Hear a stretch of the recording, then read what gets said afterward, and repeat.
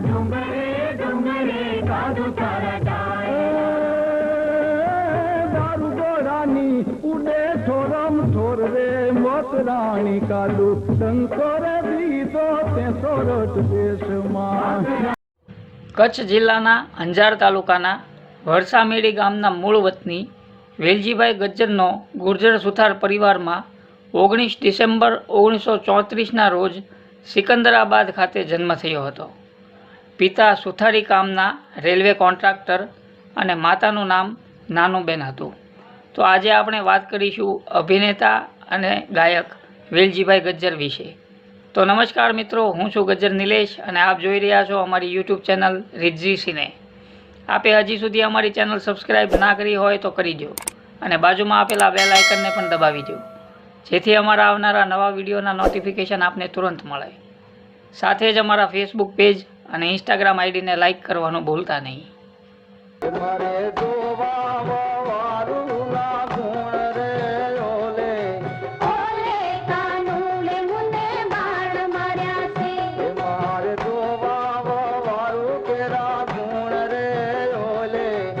માત્ર 10 વર્ષની ઉંમરે વેલજીભાઈએ શાળાના એમના સ્કૂલ ટીચર સોમૈયા માસ્તર પાસેથી કંઠ અને હાર્મોનિયમની તાલીમથી સંગીત સફરની શરૂઆત કરી હતી।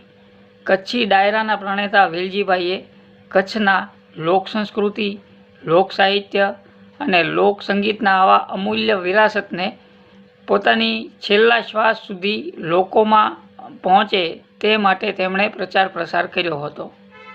રાષ્ટ્રીય શાયર ઝવેરચંદ મેઘાણી રચિત, સંપાદિત, સંશોધિત ગીતો, લોકગીતો, ભજનો વગેરે વેલજીભાઈના કંઠે સાંભળવા તે એક લહાવો હતો।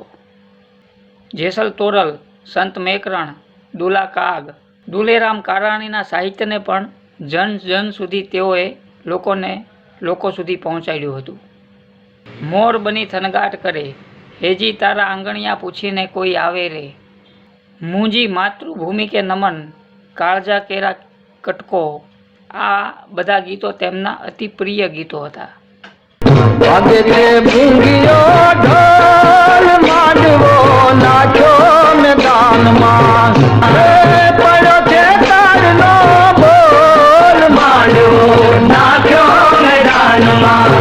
આકાશવાણીના કલાકાર રહી ચૂકેલા વેલજીભાઈએ 40 જેટલી ગુજરાતી ફિલ્મોમાં એઝ એ પ્લેબેક સિંગર તરીકે અને 5 ગુજરાતી ફિલ્મોમાં અભિનય પણ કર્યો છે।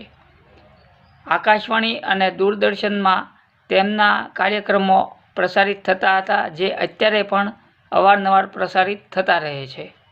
1996માં 100મી મેઘાણીની જયંતિ નિમિત્તે રાજકોટ દૂરદર્શન દ્વારા એક કાર્યક્રમ કે જેનું નામ માટીની મહેકનો કવિ મેઘાણી જે પ્રસારિત થયો હતો, રસપ્રદ કાર્યક્રમ હતો જે તે સમયે પ્રસારિત થયો હતો।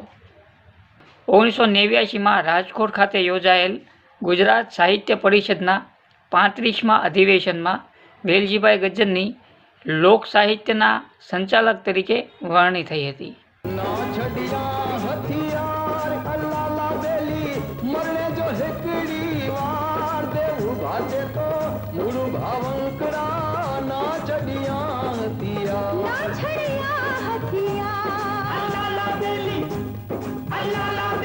ખ્યાતનામ સંગીતકારો, ગીતકારો, ગાયકો, ગાયિકાઓ, સાહિત્યકારો, લોક સાહિત્યકારો વગેરે સાથે તેમણે રેકોર્ડિંગમાં ભાગ લીધો હતો, જેમાં સંગીતકારોમાં અવિનાશ વ્યાસ, કાંતિ સોનછત્રા, નાનજીભાઈ, પંડિત વિનાયક વોરા, પુરુષોત્તમ ઉપાધ્યાય, મહેશ નરેશ, ગૌરાંગ વ્યાસ, અમરકુમાર જાડેજા। ગાયકોમાં ઇસ્માઇલ વોરા, કનુભાઈ બારોટ, અભરામ ભગત, યશવંત ભટ્ટ, મુગટલાલ જોશી, નારાયણ સ્વામી, કાનદાસ બાપુ, અમરનાથ નાથજી, લાખાભાઈ ગઢવી, પ્રફુલ્લ દવે, પ્રાણલાલ વ્યાસ, અભયસિંહ રાઠોડ, હેમંત ચૌહાણ, જગમાલ બારોટ, કરશન સાગઠિયા, આનંદકુમાર સિંહ।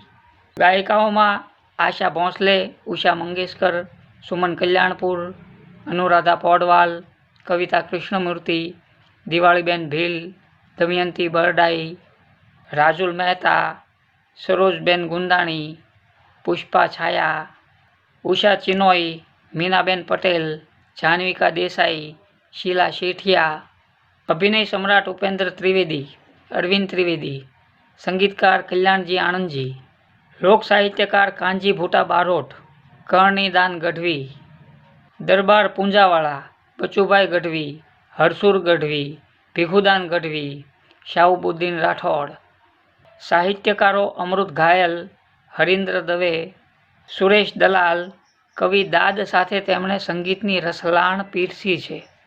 ગરવા ગિરનાર પરમ પ્રભુ શ્રી દત્તાત્રેયના પગલા તારે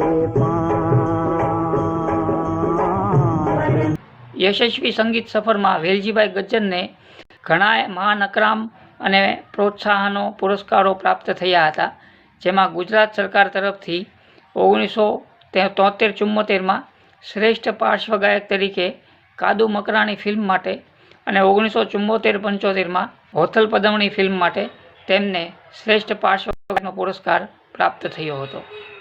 ફિલ્મ સોન કંસારીના લોકપ્રિય ગીત અચકો મચકો કારેલીના સફળતા માટે તેમને વેલજીભાઈ ગજ્જરને હિન્દી ફિલ્મોના જાણીતા કલાકાર દિલીપ કુમારના હસ્તે મુંબઈમાં સન્માનિત કરવામાં આવ્યા હતા. વિવિધ સેવાકીય અને લોકકલ્યાણની પ્રવૃત્તિઓમાં નિસ્વાર્થ ભાવે સેવા માટે તેઓ હરહંમેશ તત્પર રહેતા હતા. કર્મભૂમિ અંજારમાં રઘુનાથજી મંદિરમાં 5 વર્ષ સુધી દર રવિવારે સાંજે 4 થી 6 રામકથાનું આચમન કરાવતા હતા, જેમાં તેમના પત્ની શાંતાબેનનો પણ સાથ અને સહયોગ રહ્યો હતો.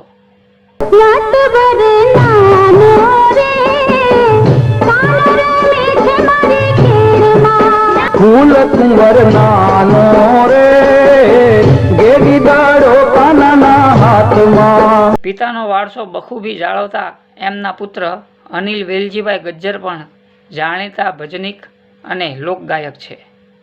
અનિલ એન્જિનિયરિંગ વર્ક્સ અને યોગેશ્વર એન્જિનિયરિંગ સર્વિસની સ્થાપના વેલજીભાઈએ કર્મભૂમિ અંજારમાં જ કરી હતી. હાલ આ કંપનીનું સંચાલન તેમના પુત્રો સૂર્યકાંતભાઈ, અનિલભાઈ, યોગેશભાઈ અને એમના પૌત્રો કૌશિક, પ્રશાંત અને હરીન્દ્ર દ્વારા થાય છે. વેલજીભાઈની પુણ્ય સ્મૃતિમાં તેમની કર્મભૂમિ અંજાર ખાતે તેમની પ્રતિમાનું અનાવરણ તેમજ અને રોટરી ભવનનું નામકરણ સંત અને કથાકાર પૂજ્ય મોરારી બાપુના હસ્તે થયું છે. 13 જુલાઈ 1995માં પાલિતાણા ખાતે અવસાન પામેલ વેલજીભાઈની સ્મૃતિ અને ગીતો આજે પણ લોકહૈયે જીવંત છે. તો મિત્રો, આ અભિનેતા અને ગાયક વેલજીભાઈ ગજ્જર વિશે આપને આ એપિસોડ જાણીને કેવું લાગ્યું તે આપ અમને કોમેન્ટ કરીને જણાવશો.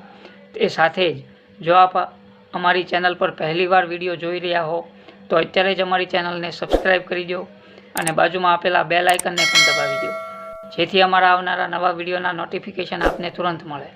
સાથે જ અમારા ફેસબુક પેજ અને ઇન્સ્ટાગ્રામ આઈડી કરવાનું ભૂલતા નહીં.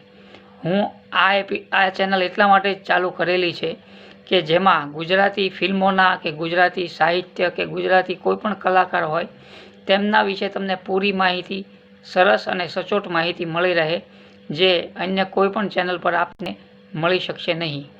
તો પહેલીવાર વિડીયો જોઈ રહ્યા હો તો અત્યારે જ ચેનલને સબસ્ક્રાઈબ કરી દો. Thank you. આ પૂરો વિડીયો બનાવવા માટે મેં શ્રી પિનાક મેઘાણી સાહેબના એક આર્ટિકલની મદદ લીધી છે, જેના માટે હું તેમનો ખૂબ ખૂબ આભાર માનું છું. Thank you very much. પહેલો રે એવી હામો ઘરને ઉંબરેલો, બીજો એવી હામો ડેલી બારજો.